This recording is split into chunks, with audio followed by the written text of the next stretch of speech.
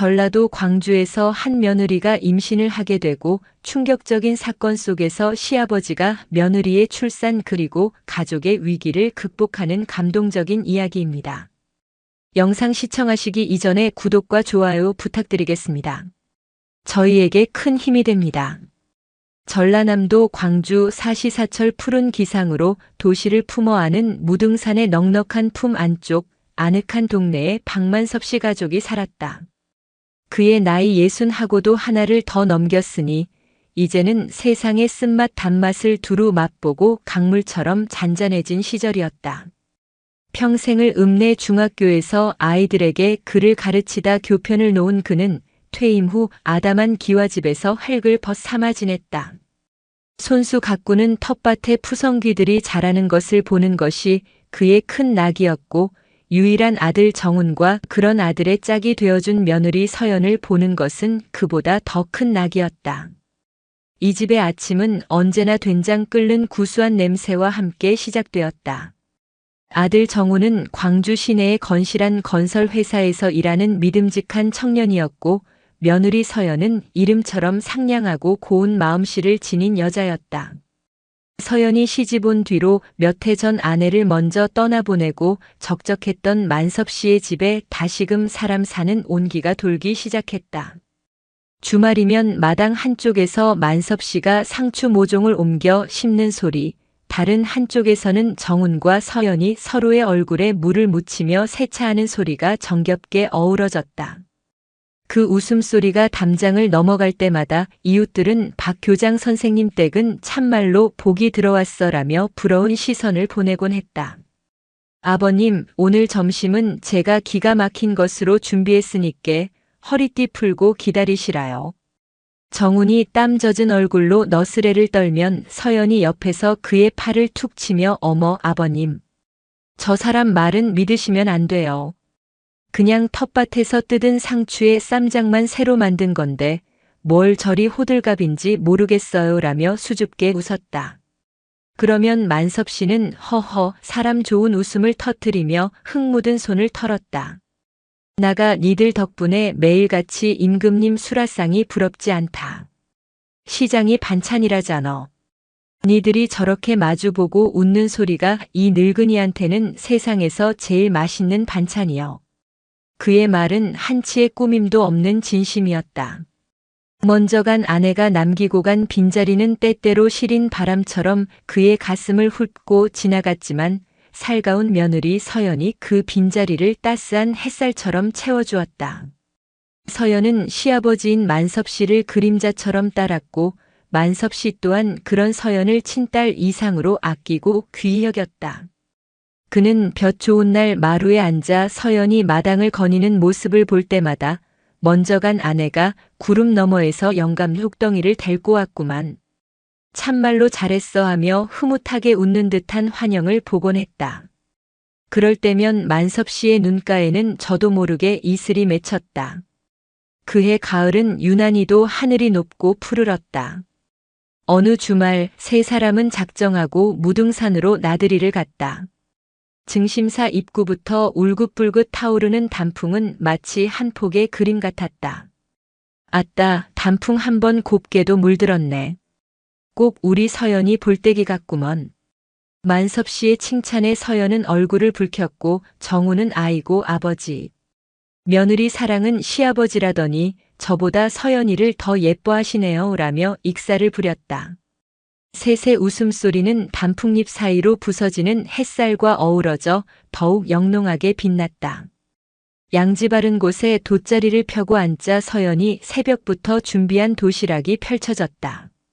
정훈이 좋아하는 계란말이 김밥, 만섭 씨의 입맛을 고려한 쌉쌀한 갓김치, 그리고 과일 몇 가지. 별것 아닌 음식이었지만 온 마음을 다한 정성이 담겨 있었다. 만섭 씨가 막걸리를 한 사발 따라 정훈에게 건네며 말했다. 정훈아, 너는 참말로 복받은 놈이여. 이런 참한 색시를 어디서 얻었을꼬. 내가 전생에 나라를 구한 영웅도 아닌데 이런 며느리를 봤으니 말이여. 정훈은 그런 아버지를 보며 빙그레 웃었다. 제가 더 복받았죠. 우리 서연이도 그렇고 아버지가 항상 제 뒤에 든든히 계셔주시잖아요. 이제 내년 이맘때쯤엔 우리 아들, 딸 손잡고 여기 다시 오면 좋겠네요.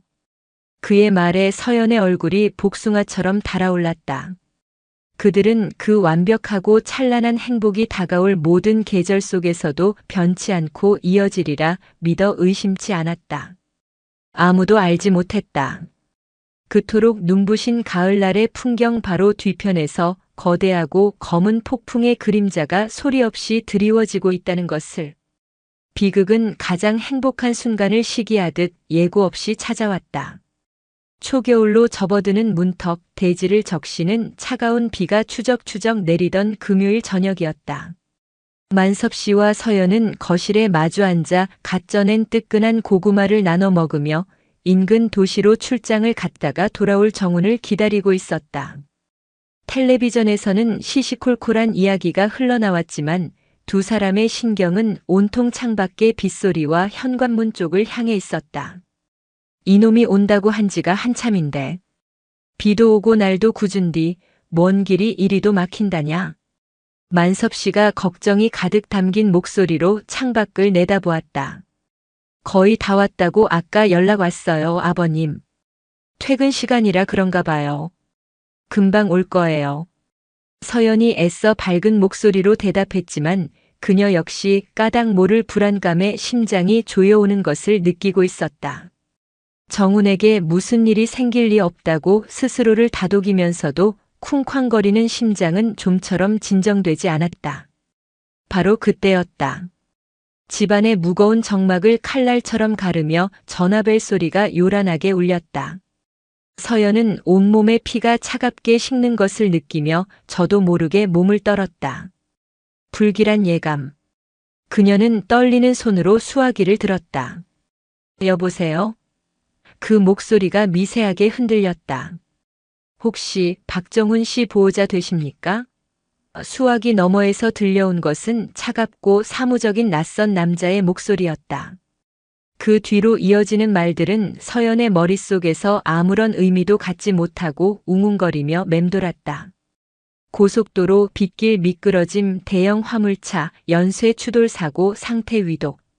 서연아, 아가 와 그러냐? 누구 전화인디 네 얼굴이 반쪽이 됐어? 만섭 씨가 서연의 하얗게 질린 얼굴을 보고 자리에서 벌떡 일어났다. 서연은 아무 대답도 하지 못했다. 수화기가 힘없이 손에서 미끄러져 쿵 하는 소리를 내며 바닥에 떨어졌다.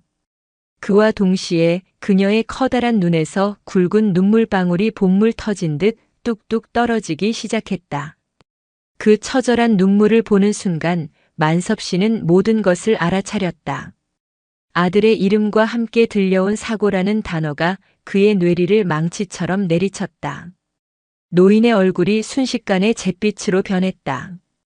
병원 응급실은 아수라장이었다. 코를 찌르는 소독약 냄새와 비릿한 피 냄새, 여기저기서 터져나오는 고통스러운 신음과 가족들의 절규가 뒤섞여 마치 지옥도를 옮겨놓은 듯했다. 만섭 씨와 서연은 넋이 나간 사람처럼 차가운 복도 의자에 앉아 하염없이 기다렸다. 1분 1초가 1년처럼 길게 느껴지는 시간이었다. 몇 시간을 그렇게 피 말리게 기다린 끝에 마침내 수술실 문이 열리고 피로에 찌든 의사가 그들을 불렀다. 환자분 상태가 매우 심각합니다. 충돌 당시의 충격으로 다발성 장기 손상이 심하고 무엇보다 뇌출혈이 광범위하게 진행되었습니다. 저희가 할 수 있는 응급 조치는 모두 취했지만 현재로서는 의식이 돌아올 확률을 장담하기 어렵습니다. 기적을 바라는 수밖에 없습니다. 마음의 준비를 하셔야 할 것 같습니다. 의사가 내뱉는 모든 단어는 날카로운 유리 조각이 되어 만섭 씨와 서연의 가슴에 무자비하게 박혔다. 하늘이 무너져 내리고 땅이 꺼진다는 것은 바로 이런 느낌일까? 중환자실의 두꺼운 유리창 너머로 온몸에 셀 수 없이 많은 튜브와 기계장치를 주렁주렁 매달고 미동도 없이 누워있는 정훈의 모습이 보였다. 불과 하루 전까지만 해도 따뜻한 체온으로 자신을 안아주던 그 남편, 세상에서 가장 든든했던 그 아들이 아니었다. 그저 차가운 기계의 힘으로 간신히 숨만 붙어 있는 낯선 사람일 뿐이었다. 서연은 그 자리에 주저앉아 목 놓아 울었고 만섭 씨는 그런 며느리의 어깨를 부축하면서도 자신의 다리가 후들거리는 것을 느꼈다. 캄캄한 절망이 거대한 파도처럼 두 사람을 집어삼켰다. 그날 이후 만섭 씨 집의 시간은 멈춰버렸다. 웃음소리가 사라진 자리에는 깊은 한숨과 간헐적인 통곡만이 채워졌다. 따스한 온기는 간데없고 손끝까지 시린 절망의 냉기가 집안 구석구석을 점령했다. 서연은 거의 식음을 전폐하고 멍하니 창밖만 바라보는 인형 같은 사람이 되었다. 억지로 눈을 붙이면 꿈속에서 정훈이 피투성이 모습으로 나타나 그녀를 원망했고 놀라 잠에서 깨어나면 그보다 더 끔찍한 현실이 그녀를 기다리고 있었다. 매일 아침 눈을 뜨는 것이 고역이었다. 만섭 씨는 속절없이 쓰러져가는 며느리를 보며 남몰래 피눈물을 삼켰다. 하나뿐인 아들을 잃을지도 모른다는 공포가 그의 숨통을 조여왔고 동시에 저 연약한 며느리마저 잘못될까봐 두려웠다. 그는 슬픔을 드러낼 자격조차 없다고 생각했다. 이 집안의 마지막 기둥인 자신이 무너지면 모든 것이 끝장이라는 것을 본능적으로 알기에 그는 억지로라도 정신을 붙들고 버텼다. 매일 병원을 오가며 아들의 상태를 살피고 집에 돌아와서는 죽 한 그릇이라도 며느리에게 먹이려 애썼다. 엎친 데 덮친 격으로 현실적인 문제들이 그들의 목을 조여오기 시작했다. 정훈의 병원비는 하루가 다르게 눈덩이처럼 불어났다. 중환자실 입원비와 각종 검사비, 약값은 만섭 씨의 퇴직금 통장을 빠른 속도로 비워내고 있었다. 통장 잔고가 줄어드는 것을 볼 때마다 만섭 씨의 마음에는 불안의 그림자가 짙게 드리웠다. 그런 소식을 어디서 들었는지 광주 외곽에서 농사를 짓는 그의 동생 만철이 찾아왔다. 만철은 젊어서부터 돈 욕심이 많고 셈이 빠른 사람이었다. 그는 형의 손을 잡고 아이고 형님. 이게 웬일이시오. 정훈이가 어쩌다 이런 일을 당했소라며 거짓 눈물을 흘렸지만 그의 눈은 다른 곳을 향해 있었다. 근데 형님 병원비는 어찌하고 있소?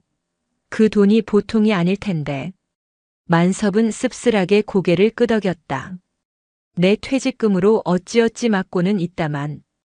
그러자 만철은 기다렸다는 듯이 본색을 드러냈다. 형님, 내 말을 너무 섭섭하게 듣지 마시오. 죽은 자식 불알 만져봐야 소용없다는 말도 있지 않소. 정훈이가 저리 누워만 있는데 언제 깨어날지 기약도 없고. 이럴 때일수록 남은 사람이 살 길을 찾아야지. 형님 가지고 있는 저 집이랑 선산 땅 조금 팔아서 일단 급한 불부터 끄고 남는 돈으로 형님 노후 준비도 해야 하지 않겠소? 내가 아는 부동산 업자가 있으니께 좋은 값에 팔아줄 것이요. 만섭은 동생의 말에 피가 거꾸로 솟는 것 같았다. 아들이 사경을 헤매고 있는데 그 아들이 나고 자란 집과 조상들이 묻힌 선산을 팔라니. 그는 분노로 떨리는 목소리로 소리쳤다. 이놈, 네가 지금 제정신이냐? 네 조카가 죽어가고 있는데 그 앞에서 돈 얘기를 꺼내. 이 집은 정훈이 어미의 숨결이 밴 곳이고 정훈이가 땀 흘려 가꾼 집이다. 당장 내 눈앞에서 사라지지 못할까? 만철은 적반하장으로 아이고 형님은 고집은 알아줘야 한다니까. 나중에 돈 떨어지고 길바닥에 나앉아봐야 내 말을 이해할라요. 라며 삿대질을 하고는 돌아갔다. 만섭은 텅 빈 마당에 서서 한동안 부들부들 떨었다. 세상의 인심이 심지어 피를 나눈 형제마저 이토록 차가울 수 있다는 사실에 그는 깊은 회의와 무력감을 느꼈다. 설상가상으로 아랫집에 사는 오지랖 넓은 할머니가 동네방네 헛소문을 퍼뜨리고 다녔다. 글쎄, 박 교장네 며느리가 남편은 저리 누워있는데 얼굴이 뽀얗게 피는 것 같지 않어? 뭔 좋은 일이라도 있는가 몰라. 그 말이 서연의 귀에 들어갔을 때 그녀는 심장이 얼어붙는 것 같았다. 사람들의 무심한 시선과 악의적인 수군거림은 그녀의 여린 마음에 깊은 상처를 냈다. 그렇게 모두가 그들을 절망의 구렁텅이로 밀어넣으려 할 때 뜻밖의 온정의 손길이 있었다. 정훈이 입원한 중환자실의 황 간호사는 정 많고 경험 많은 베테랑이었다. 그녀는 매일같이 너클 놓고 앉아있는 서연의 모습이 안쓰러워 어느 날 따뜻한 차 한 잔을 건네며 조용히 말을 걸었다. 세댁, 너무 상심 말아요. 나 여기 20년 넘게 일하면서 의사도 포기한 환자가 벌떡 일어나는 거 여러 번 봤어요. 희망의 끝만 놓지 않으면 기적은 꼭 와요. 남편분 위해서라도 세댁이 더 굳건하게 마음먹고 잘 먹어야 해요. 황 간호사의 진심 어린 위로는 메마른 서연의 마음에 내리는 단비 같았다. 동생 만철이 다녀간 그날 밤 만섭 씨는 잠을 이룰 수 없었다. 돈 문제와 동생에 대한 배신감 그리고 며느리에 대한 걱정이 그의 머릿속을 헤집어 놓았다. 그는 밤늦도록 마루에 앉아 캄캄한 마당을 바라보았다. 그때 며느리의 방에서 희미한 흐느낌이 새어나왔다. 그 소리에 만섭의 가슴이 철렁 내려앉았다. 그는 조용히 일어나 서연의 방문을 두드렸다. 아가, 나다. 잠깐 들어가도 되겠냐? 안에서는 황급히 울음을 그치려는 소리가 들렸다. 문을 열고 들어서자 서연은 퉁퉁 부은 눈으로 그를 맞았다. 만섭 씨는 말없이 방으로 들어와 서연의 맞은편에 앉았다. 한동안 두 사람 사이에는 무거운 침묵만이 흘렀다. 먼저 입을 연 것은 만섭 씨였다. 아가, 혹시 몸에 좋은 소식이 있는 것이냐? 그의 조심스럽고도 따뜻한 물음에 애써 감정을 억누르고 있던 서연의 어깨가 가늘게 떨리기 시작했다. 한번 터진 눈물은 봇물처럼 쏟아져 내렸다. 그녀는 작은 아이처럼 몸을 웅크린 채 고개를 숙이고 아무 말도 하지 못하고 그저 울기만 했다. 그 서러운 울음소리에 만섭 씨는 모든 것을 확신했다. 그리고 그런 며느리가 안쓰러워 견딜 수가 없었다. 아버님 죄송해요. 제가 죄인이에요. 죄송해요. 서연은 울음 섞인 목소리로 겨우 그 말을 내뱉었다. 이 상황에서 아이를 가졌다는 것이 얼마나 큰 죄인지 그녀는 스스로를 용서할 수 없었다. 만섭 씨는 자리에서 일어나 서연의 곁으로 다가갔다. 그리고는 평생 굳은 살이 박인 투박하고 주름진 손으로 며느리의 등을 가만히, 아주 가만히 쓸어내렸다. 그의 손길은 거칠었지만 세상 그 무엇보다 따뜻하고 단단했다. 뭐가 죄송하다는 말이냐? 뭐가? 그의 목소리는 낮고 조용했지만 그 안에 담긴 힘은 서연의 온몸을 관통하는 듯 했다. 정훈 씨는 저렇게 죽어가고 있는데 저 혼자 제가 어떻게 이 아이를. 아가.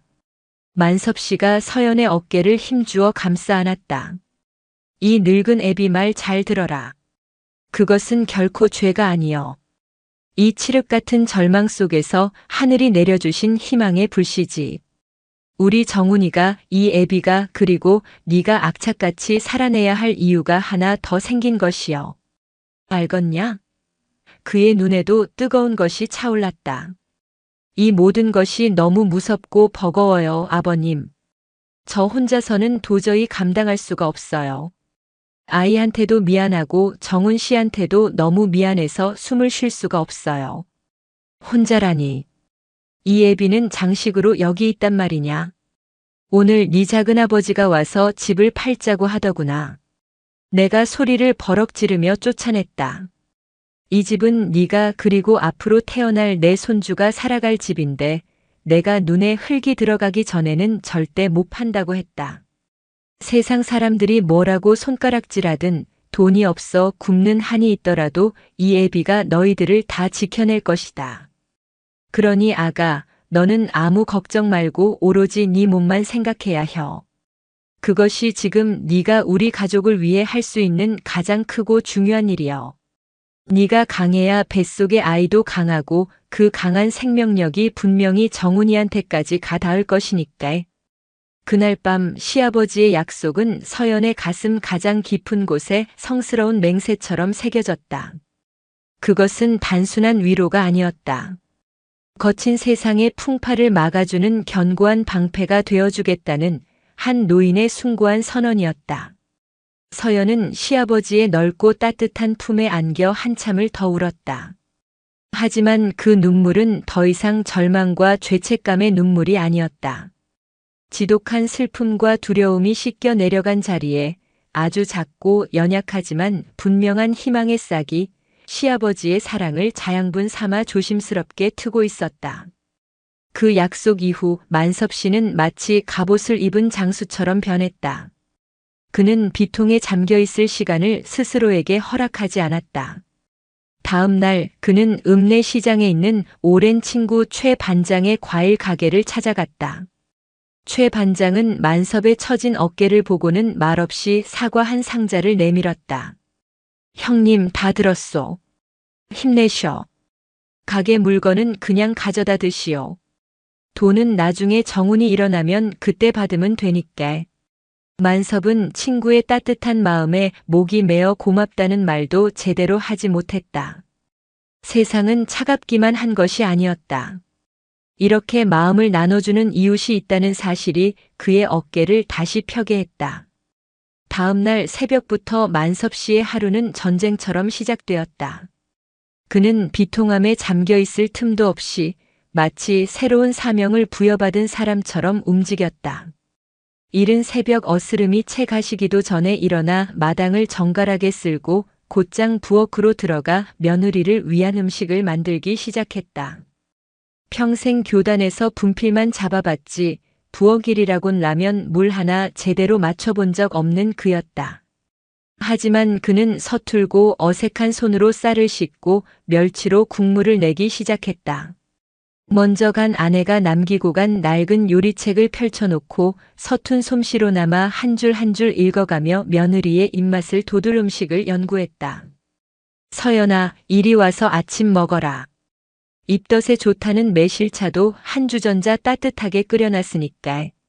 그는 밤새 끓여낸 담백한 소고기 묵국과 정갈한 나물 몇 가지를 소반에 받쳐 서연의 방으로 가져갔다.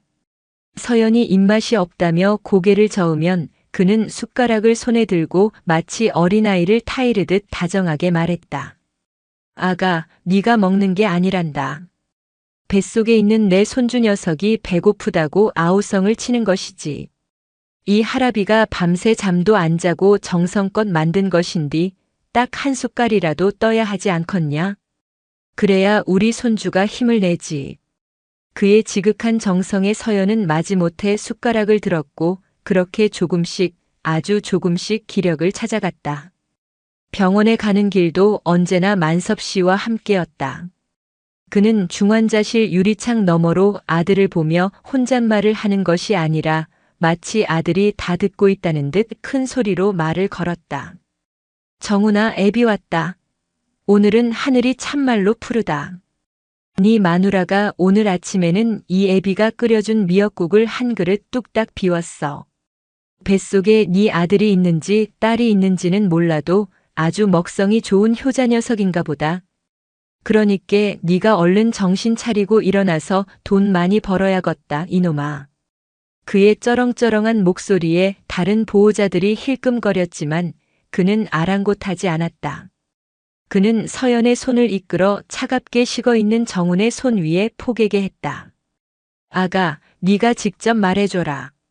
뱃속의 아기가 아빠 목소리 듣고 싶어 한다고. 어서 일어나서 따뜻하게 안아달라고 말해봐라.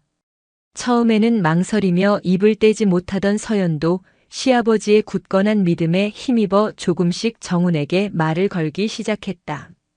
그녀의 배는 하루가 다르게 눈에 띄게 불러왔고 그럴수록 정훈에게 들려주는 이야기도 풍성해졌다. 태동이 처음 느껴진 날 서연은 믿을 수 없다는 표정으로 자신의 배를 내려다보다가 이내 정훈의 손을 자신의 배 위에 올려놓고 기쁨과 서러움이 뒤섞인 뜨거운 눈물을 흘렸다. 그 작은 생명의 움직임은 그녀에게 살아있다는 분명한 증거였다. 만섭 씨는 서연을 집 안에만 가두려 하지 않았다. 그는 며느리를 데리고 일부러 사람들이 북적이는 양동시장에 가서 싱싱한 과일과 생선을 사고 해 진력 끼면 광주천변을 함께 걸으며 시원한 강바람을 쐬었다. 그는 길가에 아무렇게나 피어난 이름 모를 들풀 하나, 전봇대 위에서 지저귀는 참새 한 마리를 보면서도 그 안에 담긴 강인한 생명의 이치를 서연에게 이야기해 주었다. 저기 저 시멘트 바닥 틈새를 뚫고 나온 쑥부쟁이 좀 보거라. 누가 물을 주지도 거름을 주지도 않았는디 저리 꿋꿋하게 자라나지 않냐. 생명이란 본래 저렇게 질기고 강한 것이여. 우리 뱃속의 아가도 그럴 것이고 너도 그리고 정훈이도 마찬가지여. 우리는 반드시 이겨낼 수 있다. 그의 모든 말과 행동은 서연의 무너진 마음에 다시금 기둥을 세워주었다. 시아버지는 단순한 보호자가 아니었다. 그는 흔들리는 며느리의 마음을 붙들어주는 굳건한 산이었고 삶의 지혜를 온몸으로 가르쳐주는 위대한 스승이었으며 세상에서 가장 다정한 친구였다. 서연은 문득 깨달았다. 자신은 결코 혼자가 아니라는 것을. 뱃속에서 자라나는 아이와 비록 의식은 없지만 살아있는 남편과 그리고 저렇게 자신을 위해 모든 것을 바치는 시아버지가 함께 하나의 운명 공동체로 단단히 묶여 있다는 것을. 그녀는 더 이상 약해져서는 안 되었다. 이 소중한 가족을 위해 그리고 자기 자신을 위해 강해져야만 했다. 그녀의 눈빛이 달라지기 시작했다. 시간은 희망과 절망 사이를 오가며 더디게 흘러갔다. 계절이 두 번 바뀌어 혹독했던 겨울이 가고 남녘의 따스한 봄 기운이 완연해졌을 때 서연의 배는 이제 누가 봐도 무거운 몸을 가누기 힘든 만삭의 임산부처럼 불러왔다. 하지만 정훈의 상태는 여전히 제자리 걸음이었다. 가끔씩 혈압이 안정되거나 미세한 뇌파의 변화가 관찰되어 가족들의 가슴을 부풀게 하기도 했지만 이내 다시 원점으로 돌아오기 일쑤였다. 병원에서는 더 이상 큰 기대를 하기 어렵다는 말을 장기적인 요양병원을 알아보시는 것이 좋겠다는 말로 에둘러 표현했다. 그러던 어느 화창한 봄날 오후 그 누구도 예상치 못했던 기적의 첫 신호가 찾아왔다. 그날도 서연은 만섭 씨와 함께 병실을 지키고 있었다. 서연은 이제 습관처럼 정훈의 손을 잡고 뱃속 아기에게 사준 작은 손수건을 보여주며 제잘거리고 있었다. 정훈 씨, 이거 봐요. 우리 복덩이 손수건이에요. 아버님이랑 같이 시장 가서 제일 부드러운 천으로 골랐어요. 당신이 빨리 일어나서 우리 아기 얼굴에 묻은 침이라도 닦아줘야 할 텐데. 서연의 목소리가 그리움과 서름에 젖어들던 바로 그 순간이었다.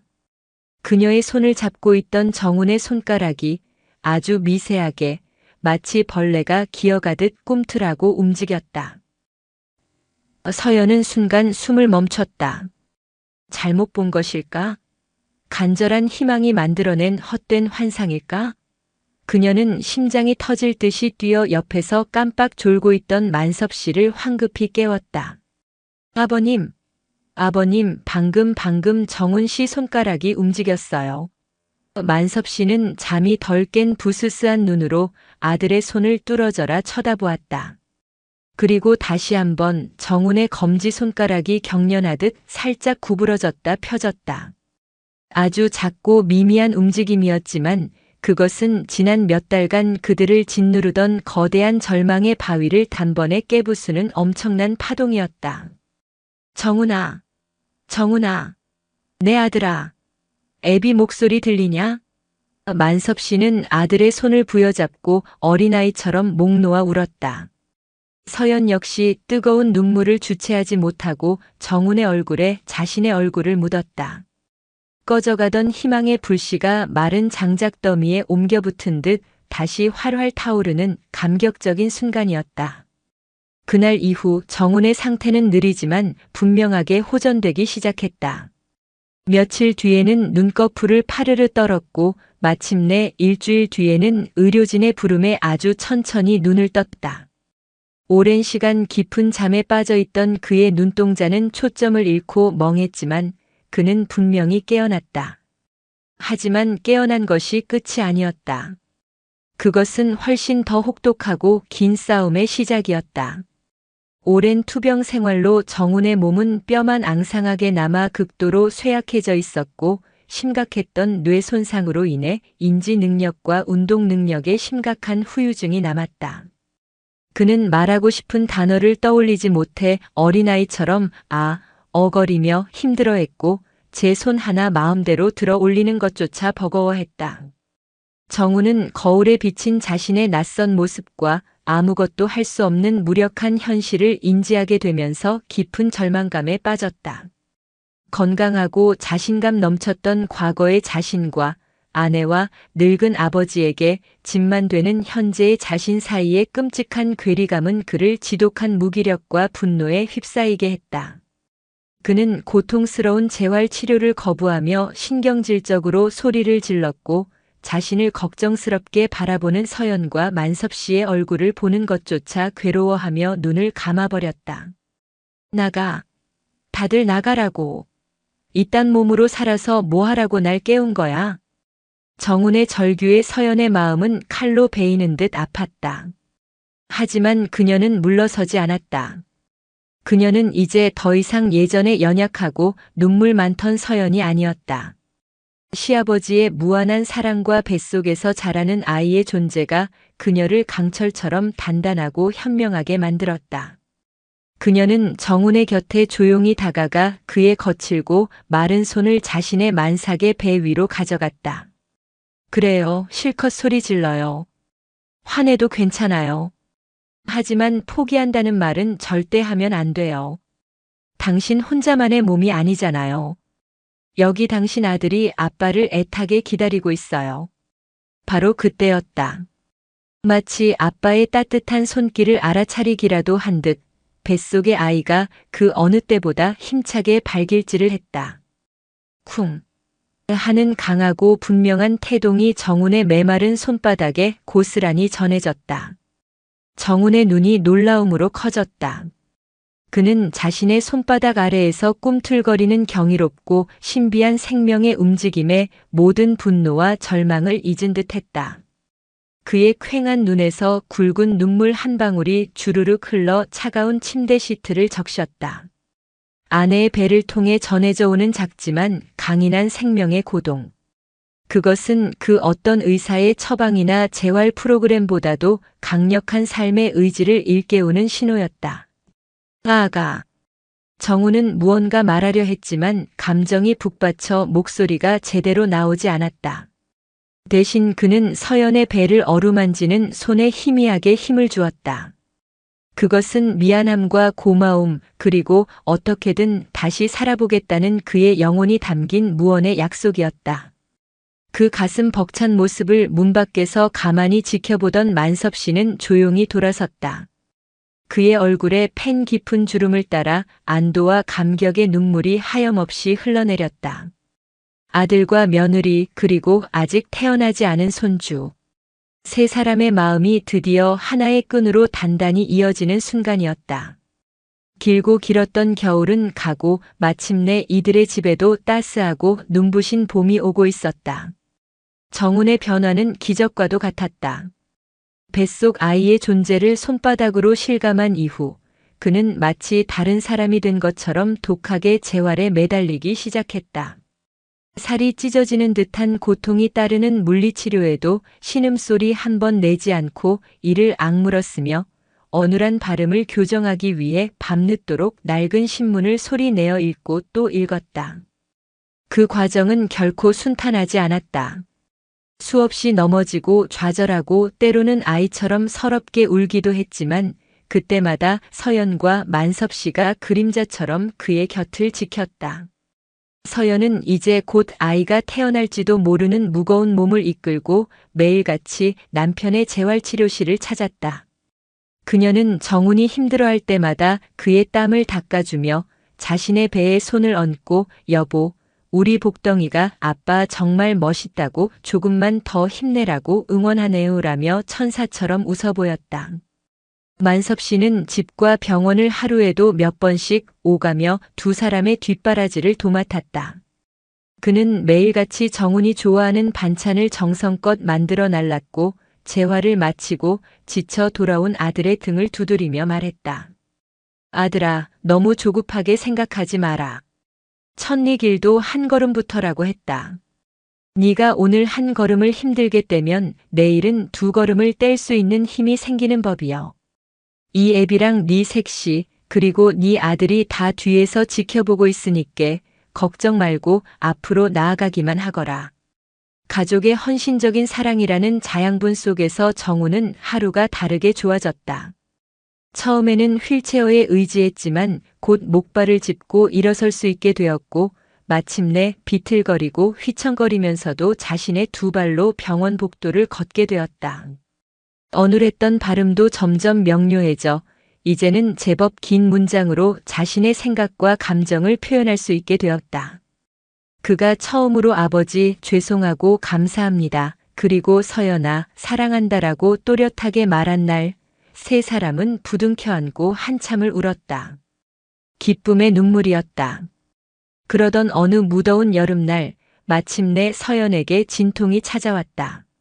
만섭 씨는 평소의 침착함을 잃고 허둥지둥 서연을 부축해 병원으로 향했고 정훈 역시 아직은 불편한 다리를 절뚝거리며 그 뒤를 따랐다. 분만실로 들어가는 서연의 손을 잡으며 정훈이 눈물을 글썽이며 말했다. 서연아 정말 미안하고 말로 다 못할 만큼 고맙다. 힘내 내가 여기서 무슨 일이 있어도 꼭 기다리고 있을게. 서연은 진통 속에서도 남편을 향해 눈물 어린 미소로 고개를 끄덕였다. 그녀는 더 이상 두렵지 않았다. 분만실 밖에서의 기다림은 1시간이 영겁처럼 길고도 초조했다. 정우는 복도 의자에 앉아 연신 마른 세수를 하며 기도를 올렸고 만섭 씨는 아무 말 없이 그런 아들의 어깨를 단단히 감싸 안아주었다. 얼마나 시간이 흘렀을까. 모두의 애간장이 다 녹아내릴 즈음 마침내 분만실 안에서 천지를 진동하는 듯한 아기 울음소리가 터져나왔다. 으앙, 으앙. 그 우렁차고 생명력 넘치는 울음소리를 듣는 순간 정훈과 만섭 씨는 서로를 얼싸안고 뜨거운 눈물을 흘렸다. 길고 길었던 고통과 절망의 터널을 지나 마침내 새로운 생명이 이 가족의 희망이 세상에 도착한 것이다. 잠시 후 간호사가 하얀 포대기에 소중히 쌓인 아기를 데리고 나왔다. 3.5kg의 건강하고 잘생긴 아들이었다. 만섭 씨는 떨리는 손으로 손주를 받아 안았다. 작고 붉은 얼굴, 꼭 감은 눈, 꼬물거리며 허공을 휘젓는 작은 손가락. 그는 이 경이로운 작은 생명체 앞에서 세상의 모든 시름을 잊고 그저 감격에 젖었다. 아이고 내 강아지 아이고 우리 손주. 만섭 씨는 아기를 정훈의 품에 조심스럽게 안겨주었다. 정훈은 자신의 아들을 내려다보며 한참 동안 아무 말도 하지 못했다. 자신의 피와 살을 나눈 존재. 자신을 다시 살게 한 존재. 그는 아기의 보드라운 뺨에 조심스럽게 입을 맞추었다. 아기의 따뜻한 체온이 그 달콤한 전내음이 그의 모든 상처를 눈 녹듯 치유하는 것만 같았다.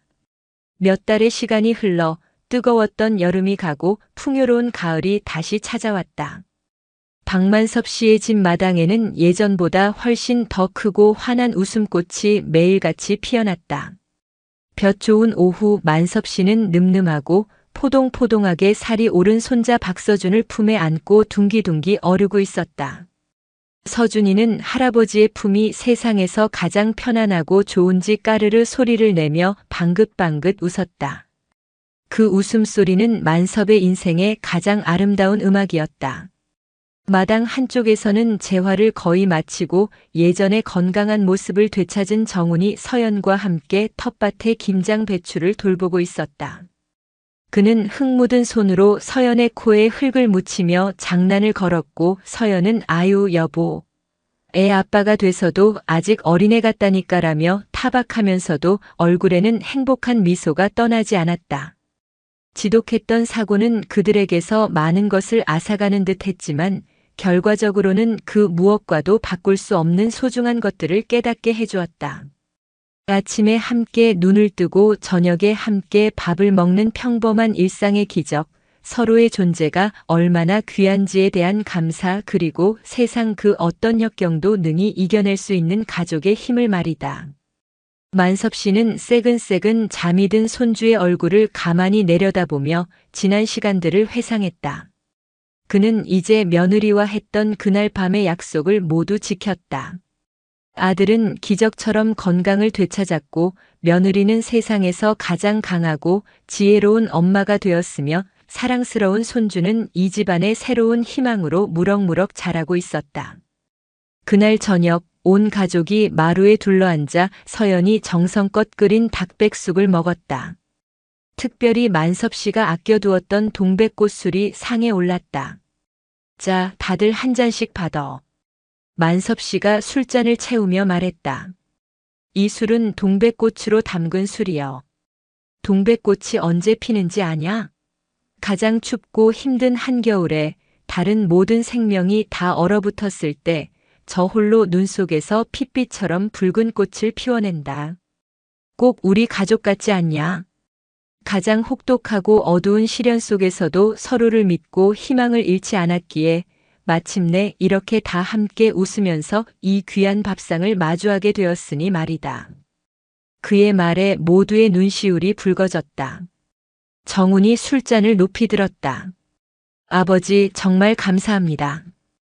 그리고 내 아내 서연아 고맙다. 두 사람이 없었다면 지금의 저도 우리 서준이도 없었을 겁니다. 이 행복 제가 평생을 바쳐 지키겠습니다. 모두의 건강과 행복을 위하여 건배. 건배. 맑은 술잔이 부딪히는 소리가 가을밤의 청명한 공기 속으로 경쾌하게 울려 퍼졌다. 창밖으로는 황금빛으로 물든 들판 너머 무등산의 웅장한 능선 위로 붉은 저녁 노을이 장엄하게 지고 있었다. 마치 이 가족의 눈물겹고도 아름다운 이야기를 온 마음으로 축복하듯이 만섭 씨는 향기로운 술잔을 비우며 마당 한편에 올봄 새로 심어놓은 어린 동백나무를 바라보았다. 아직은 작고 여린 나무지만 머지않아 다가올 매서운 겨울을 묵묵히 이겨내고 분명 붉고 탐스러운 꽃을 찬란하게 피워낼 것이다. 인생이라는 기나긴 겨울을 함께 이겨낸 한 가족의 위대한 사랑처럼 절망의 잿더미 위에서도 기어이 피어나는 생명의 숭고한 약속처럼 그날 밤 광주 무등산 자락의 작은 기와집에는 늦은 시간까지 행복한 이야기꽃이 지지 않았다. 그 어떤 소설보다도 극적이고 그 어떤 영화보다도 깊은 감동을 주는 그들의 이야기는 그렇게 따뜻하고 충만한 밤 속으로 평화롭게 깊어지고 있었다. 그로부터 7년이라는 세월이 물처럼 흘렀다. 강산이 한번 변한다는 시간의 문턱에서 만섭 씨의 집 마당은 이제 완전히 다른 풍경을 하고 있었다. 한때 절망의 무게로 축축하게 가라앉았던 그 집은 이제 7살배기 아이의 명랑한 웃음소리가 담장을 넘어가는 동네에서 가장 정겹고 사람 사는 냄새가 나는 집이 되어 있었다. 할아버지, 할아버지. 나비가 내 손에 앉았어요. 봄 햇살이 비단결처럼 쏟아지는 주말 오후 7살이 된 서준이는 할아버지의 작은 그림자였다. 백발이 성성한 할아버지의 뒤를 졸졸 따라다니며 텃밭의 고추 모종에 물을 주다가 노랑나비 한 마리가 손등에 사뿐히 내려앉아 세상을 다 얻은 듯 소리쳤다. 만섭은 이제 허리를 굽히는 것이 예전 같지 않았지만 손주의 기뻐하는 모습에 세상의 모든 시름을 잊은 듯 환하게 웃었다. 그의 얼굴에 팬주름은 더 깊어졌지만 그 주름 하나하나에 행복과 감사의 이야기가 담겨 있었다.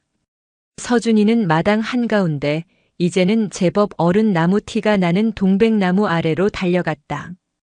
그리고는 문득 궁금한 것이 생각났다는 듯 고개를 갸웃하며 물었다. 할아버지, 이 나무는 왜 추운 겨울에 꽃이 펴요? 다른 꽃들은 다 춥다고 이불 덮고 자고 있는데 혼자서 안 무서워요? 만섭은 호미를 내려놓고 손주 곁으로 다가가 아이의 눈높이에 맞춰 조심스럽게 무릎을 굽혔다. 그리고는 동백나무의 지푸른 잎사귀를 함께 어루만지며 다정하게 말했다. 그건 말이다. 우리 서준이처럼 아주 용감한 꽃이라서 그렇단다. 모두가 춥다고 웅크리고 있을 때 괜찮아. 조금만 참으면 따뜻한 봄은 꼭 온단다 하고 세상에 제일 먼저 알려주려고 가장 먼저 빨갛게 피어나는 게지. 희망을 선물하는 꽃이란다. 서준이는 그 말을 다 이해하지는 못했지만 희망을 선물하는 꽃이라는 말이 마음에 들었는지 고개를 끄덕이며 동백나무를 존경의 눈빛으로 올려다보았다. 그때 마루 문이 열리며 서연이 쟁반에 시원한 수박을 받쳐들고 나왔다. 그녀의 얼굴에서는 더 이상 지난날의 그늘을 찾아볼 수 없었다. 단단하고 온화한 미소는 그녀를 더욱 아름답게 만들었고 동네에서는 굳은 일에도 먼저 발벗고 나서는 마음씨 고운 새댁으로 칭찬이 자자했다. 아버지 서준아. 덥다. 이리 와서 수박 좀 먹어라. 뒤따라 나온 정우는 이제 그 지독했던 사고의 흔적을 거의 찾아볼 수 없었다. 아주 자세히 보아야만 아주 미세하게 다리를 저는 정도였지만 그것은 아픔의 상처라기보다는 지난날의 시련을 이겨낸 훈장처럼 보였다. 그는 이제 아버지와 아내의 걱정을 한몸에 받던 환자가 아니라 한 가정을 든든하게 책임지는 가장이자 세상에서 가장 자상한 아빠가 되어 있었다. 그는 마루에 걸터앉아 아들 서준이를 번쩍 들어 무릎에 앉혔다. 아버지, 올해는 배추가 참 실하게 잘 자랐네요. 올 가을 김장은 걱정 없겠습니다. 정훈이 너털 웃음을 터뜨리자 만섭도 그럼 이 할애비 솜씨가 어딘디라며 흐뭇하게 받아쳤다. 서연은 수박을 건네주며 남편과 시아버지 그리고 아들의 모습을 가만히 바라보았다. 그녀는 문득 이 순간이 얼마나 비현실적일 만큼 행복한지 새삼 깨달았다. 가끔씩 꿈을 꾸는 것 같아요. 이 모든 게 혹시 길고 긴 꿈이라면 어쩌나 하고요. 그녀의 말에 정훈이 아내의 손을 따뜻하게 잡아주었다. 꿈이 아니에요. 우리가 함께 눈물로 이겨낸 값진 현실이죠. 그래서 더 소중하고 감사한 거고요. 네 사람은 마루에 나란히 앉아 시원한 수박을 베어 물었다. 서준이의 입가에 묻은 수박물을 서연이 웃으며 닦아주고 그 모습을 바라보는 정훈과 만섭의 눈에는 사랑이 가득했다. 평범하기에 더욱더 위대한 기적과도 같은 오후였다. 저 멀리 무등산의 웅장한 능선 위로 붉은 저녁 노을이 비단처럼 부드럽게 펼쳐졌다. 그 노을빛을 받아 온 집안이 따스하고 평화로운 황금빛으로 물들었다. 집 마당의 동백나무는 그 모든 세월의 풍파를 묵묵히 이겨낸 산증인처럼 늠름하게 서서 다가올 겨울에도 어김없이 희망의 꽃을 피워낼 것을 조용히 약속하고 있었다. 앞으로 또 어떤 시련의 바람이 불어올지 인생은 알 수 없지만 이들은 이제 두렵지 않았다. 이들의 사랑은 저 무등산 자락의 동백꽃처럼 세상이 아무리 춥고 혹독할지라도 늘 그 자리에서 서로의 온기가 되어 붉고 선명하게 피어날 것이었다. 오늘도 시청해 주셔서 감사합니다. 영상이 즐거우셨다면 구독과 좋아요 부탁드리겠습니다.